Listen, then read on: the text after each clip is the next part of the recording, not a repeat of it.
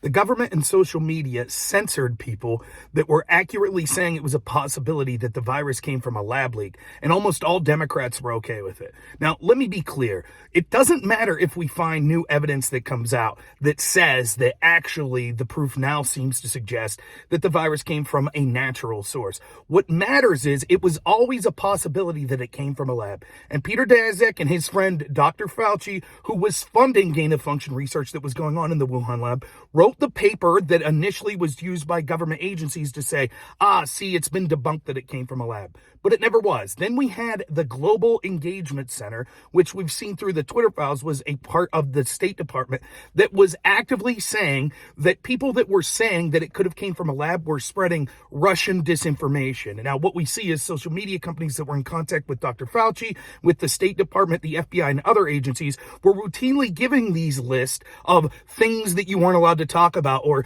people that should be censored, one of those being the lab leak, and they were acting upon that. And so now, instead of accurately having a discussion about the origins of this lab, we saw actual censorship by social media and by the government. They'll say, but it's still not proven, it's low confidence. Well, now we have the FBI and the Department of Energy both saying, albeit with low confidence, that they think it came from a lab. On the other side of the ledger, we have the Director of National Intelligence Office, the DNI, and 4 unnamed agencies that say that they think that it came from natural sources. Now, they say 5 versus 2. Well, that means that it's still more likely that it came from natural sources. But the DNI, they're the same group that said 17 intelligence sources say that Russia interfered to help Donald Trump against Hillary Clinton. Then we found out it wasn't 17 agencies, it was 3.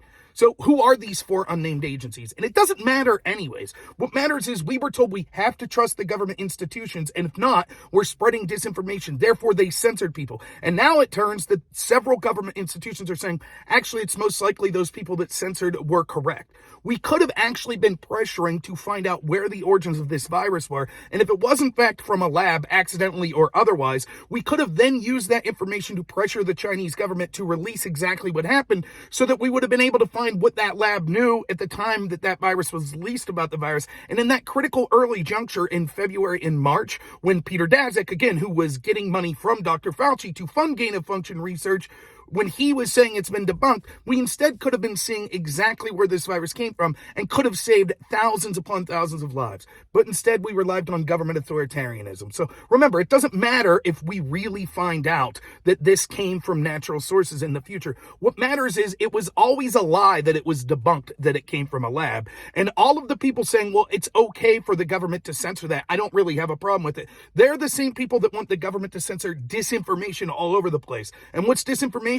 Anything that makes the government look bad. So the real story here is that they censored people saying that something was debunked and saying instead we need to rely on the government. Now government sources are saying actually that censorship was okay. This happened all throughout the virus. The government told us something and said people that weren't listening were dangerous disinformationists, and then later they changed their story. And yet seemingly millions of Democrats are like, that's okay. We still trust the official figures and no one should be allowed to question it, and we should have censorship. This affected elections. It affected our response to things like the pandemic, and it should be something that's never done again. We should not censor people that are saying things that are against the government's official response, because half the time the government's censoring stuff for self-interested reasons, just like Daszak and Dr. Fauci did.